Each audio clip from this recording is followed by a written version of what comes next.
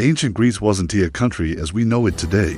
It was a collection of fiercely independent city-states scattered across rugged mountains and sparkling seas, each with its own customs, laws, and ambitions, yet bound by a shared language, religion, and cultural pride. From this land of stony soil and sunlit skies came ideas that would shape the very core of Western civilization. Whether it was the invention of democracy in Athens, the unmatched discipline of Sparta, or the brilliance of philosophers like Socrates and Aristotle, ancient Greece left a legacy that continues to echo through time.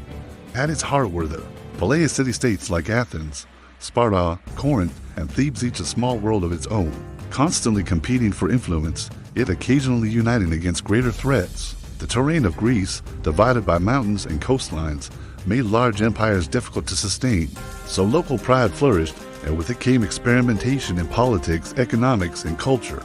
Nowhere was this more apparent than in Athens, a city that dared to try something radical, ruled by the people. The idea of democracy, giving power not to kings or nobles, but to ordinary free male citizens, was revolutionary in a world dominated by monarchies. In the public squares and agora, citizens gathered to debate laws, vote on decisions, and even try their leaders in court. It wasn't perfect. Women, slaves, and foreigners were excluded, but the concept of shared governance planted the seeds of modern political thought. Meanwhile, to the south, Sparta developed a society almost completely opposite.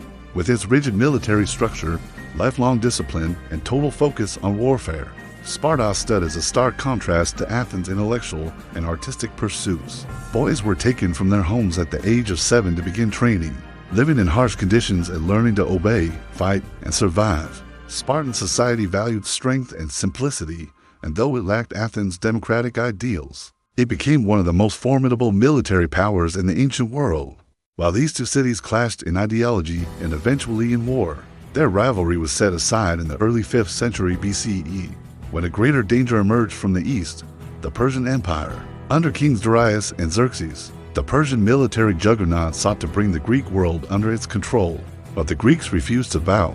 At the legendary Battle of Marathon, a vastly outnumbered Athenian army repelled the Persian invasion, inspiring courage across Greece. A decade later, King Leonidas and his 300 Spartans, alongside other Greek allies, made their last stand at Thermopylae, a narrow mountain pass where they fought to the death to delay the Persians. Though they were defeated, their sacrifice bought time and ignited Greek unity.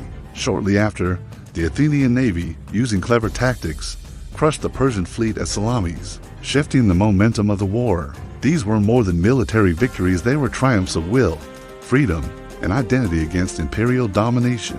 Yet once the external threat faded, the Greeks turned on each other.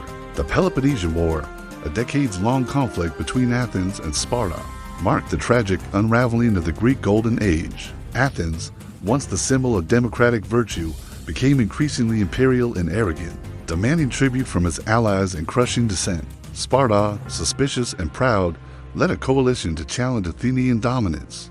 The war ravaged the Greek world, draining its resources, destroying trust, and leaving both victor and vanquished diminished. In the end, Sparta emerged victorious, but the cost was immense. The once thriving network of city-states was left vulnerable, fragmented, and exhausted, and yet, even in the shadow of war, Greek culture and philosophy flourished. In the theaters of Athens, playwrights like Sophocles and Euripides wrote tragedies that explored human weakness, fate, and the gods. Aristophanes, through satire and comedy, mocked politicians, philosophers, and the absurdities of society. Sculptors like Phidias created marble figures so lifelike and idealized that they remain masterpieces to this day. And in quiet courtyards, beneath olive trees, the philosophers spoke. Socrates, who taught by questioning everything, challenged Athenians to examine their lives, asking what it meant to be good, just, or wise. His method, relentless inquiry, laid the foundation for Western philosophy. He was executed for corrupting the youth, but his ideas lived on through his student Plato, who imagined a society ruled by reason and justice. Plato's student Aristotle expanded philosophy into science, ethics, politics, and logic, creating systems of thought that shaped not only the classical world, but also the medieval, Renaissance, and modern eras. Their works became essential texts for centuries, influencing fields as diverse as biology, astronomy, politics, and theology. Religion, too, played a central role in Greek life. The Greeks worshipped a pantheon of gods who lived on Mount Olympus, powerful, yet flawed beings who reflected human nature with all its beauty and weakness. From Zeus, the thunder-wielding king of the gods, to Athena, goddess of wisdom and war. Each deity had stories, temples, and rituals. Mythology was more than entertainment. It was how the Greeks understood the world.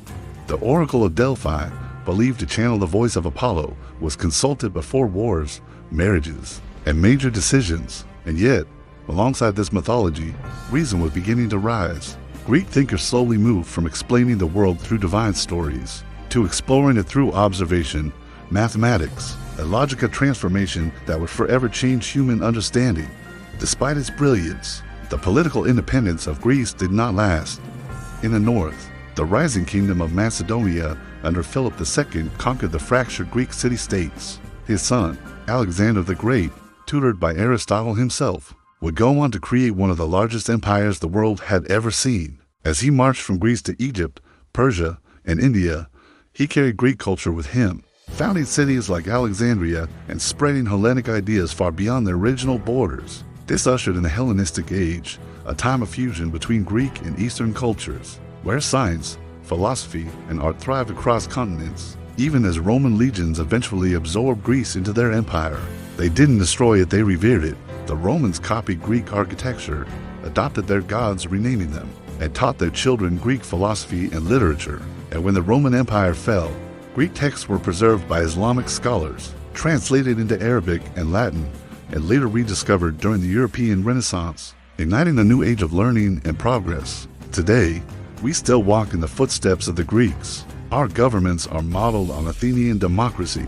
Our sciences and logical reasoning follow the paths laid by Aristotle.